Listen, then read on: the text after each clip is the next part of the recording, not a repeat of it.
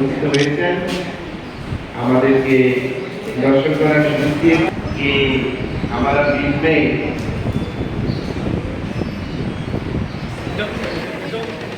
जय जगन्नाथ जी की जय।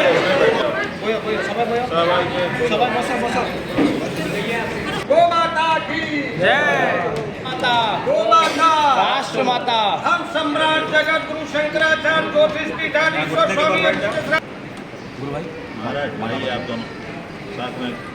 हाँ तो इसको रोकने के लिए कोई प्रयास है? देखिए, बात यह है कि गौमांस जो है वो किन्हीं कारणों से कहीं पर खाया जा रहा है। कुछ लोग कह रहे हैं कि गौमांस खाना हमारा अधिकार है। तो देखिए, म्यांमार में जो रोहिंग्या मुसलमान थे उन्होंने मनुष्य का मांस खाना शुरू कर दिया था।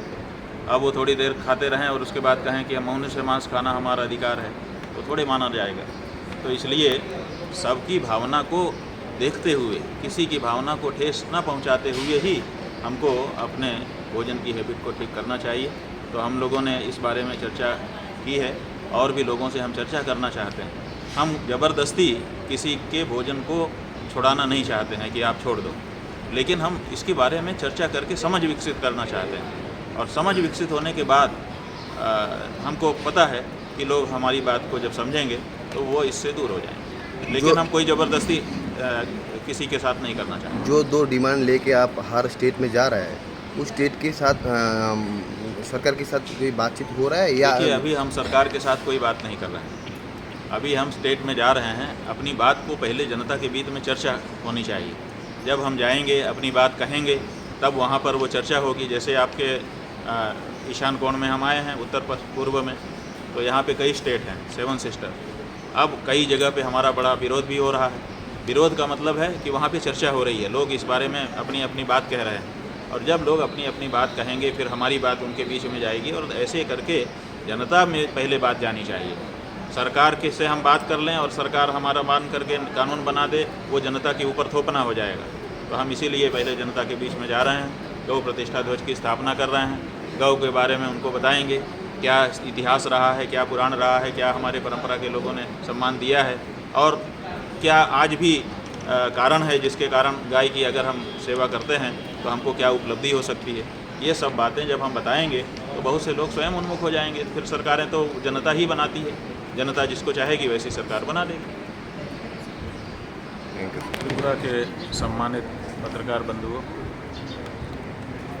जैसा कि आप लोगों को पहले से ही जानकारी है, हमारे शिष्यों ने पहले ही आकर के आपको सूचना की थी कि हम सनातन धर्मियों के लिए, हिंदुओं के लिए गाय धार्मिक दृष्टि से बहुत ही महत्वपूर्ण सदा से रही है।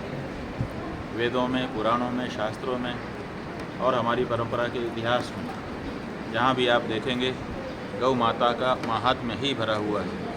हमारे राम, हमारे कृष्ण जो हमारे आराध्य हैं, जिनके नाम का जप यहाँ पर हम बैठ करके करते हैं, उन्होंने भी गौ माता के लिए अवतार धारण किया था। उन गौ माता की प्राण और प्रतिष्ठा दोनों की रक्षा के लिए इस समय हम लोगों को आवाज़ उठानी पड़ रही है।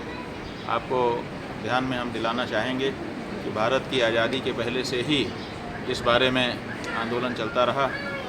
लोगों ने कहा था कि अगर अंग्रेज़ यहाँ से चले जाएंगे तो स्वराज स्थापित हो जाएगा, और जब स्वराज हो जाएगा तो हम कलम की पहली नोक से गौ हत्या बंदी करेंगे और गौ माता की प्रतिष्ठा को बहाल करेंगे। लेकिन 78 साल लंबा समय बीत गया।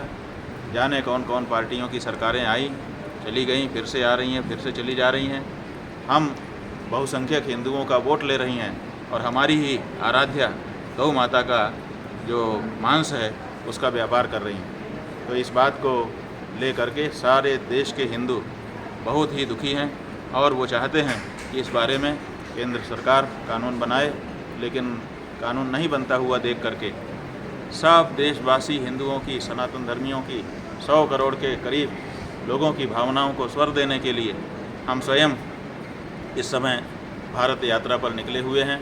और गौ प्रतिष्ठा ध्वज के नाम से गौ माता की प्रतिष्ठा का जो ध्वज है, उस ध्वज की स्थापना हम सभी प्रदेशों में कर रहे हैं। ये गौ प्रतिष्ठा ध्वज इसकी स्थापना प्रदेश में की जा रही है। तात्पर्य यही है कि गौ माता की जो प्रतिष्ठा है, उनका जो सम्मान है, वो सुरक्षित किया जाए। वो पशु नहीं है।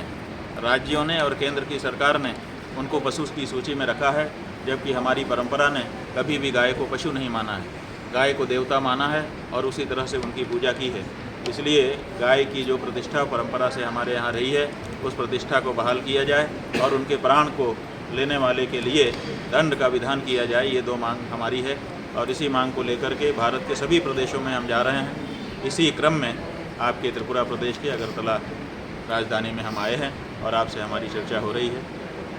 आज यहाँ पर ये जो जगन्नाथ जी भगवान का मंदिर है, इसके पवित्र प्रांगण में हम आए, भगवान का दर्शन किया है और यहाँ के जो हमारे मान जी महाराज और उनके जो उत्तराधिकारी जी, इनसे हम मिले हैं और इनका जो प्रेम है उसको हमने प्राप्त किया है। थोड़ी देर में यहाँ से हम जाएंगे। हमारे सुमित साहा शिष्य हैं, इन्होंने एक भूमि की व्यवस्था की है ध्वज की स्थापना के लिए। वो कहाँ है? तुला कोना बाईपास के पास, यहाँ से 8 किलोमीटर की दूरी पर वो स्थान है। वहाँ पर गौ ध्वजा की स्थापना करेंगे और उसके बाद यहाँ के लोगों से चर्चा करके हम आगे मेघालय के लिए प्रस्थान करेंगे। महाराज, एक चीज़ है कि त्रिपुरा से बहुत सारे गाय बांग्लादेश में स्मगल होता है। बीएसएफ उन लोगों को पकड़ते, गाय को पकड़ते हैं, उसके बाद वो गाय कहाँ जाता है, क्या है, उनको सुरक्षा देने का कुछ विचार है आपको? जी बिल्कुल। जब हम लोगों ने ये गौ प्रतिष्ठा आंदोलन शुरू किया है तो उसके पीछे उद्देश्य यही है। एक तो सरकार को हम चाहते हैं कि सरकार हमारी बात मान करके गाय के बारे में एक प्रोटोकॉल, एक कानून बनाए, उनको माता घोषित करें। और दूसरे, अपने स्तर पर, हिंदुओं के स्तर पर, बिना सरकार का पैसा लिए हम चाहते हैं कि जो हमारी गौ माता है, जो शुद्ध देशी नस्ल की हमारी वेद लक्षणा गौ माता है, जिसको हम लोगों ने रामा नाम दिया है, वो जहाँ पर भी हो उसकी खोज खबर हम लोग लें और अगर उनको कोई असुविधा है तो उस असुविधा को दूर करें। इसके लिए 1 लाख गौशालाओं की स्थापना का हम लोगों ने विचार किया है और ये कार्य जैसे आगे बढ़ेगा, हम लोग यहाँ त्रिपुरा में भी कई स्थानों पर ऐसी उत्तम गौशालाओं का निर्माण करेंगे जहाँ पर सम्मान के साथ गौ माता रहेंगी और लोक कल्याण करेंगे। महाराज, दूसरी एक बात है कि नॉर्थ ईस्ट